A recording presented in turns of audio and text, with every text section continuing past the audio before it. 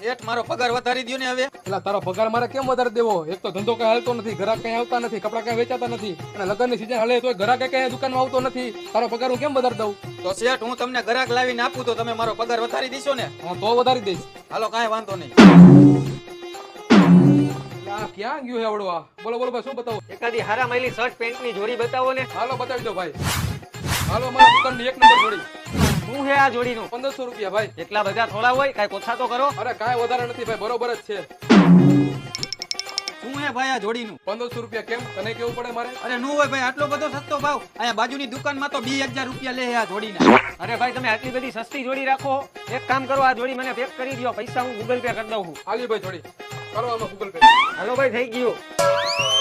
હાલો શેઠ હવે ઓકે ને? Okay okay. હવે તો મારો પગાર વધારી દેશો ને? એટલે વધારવાનો જોઈને કેટલો વધારી દેશો? 250 આપતો તો ને હવે થી ને 280 આપીશ. નથી કરવું મારે કામ. તો ઘર ભેગો થા.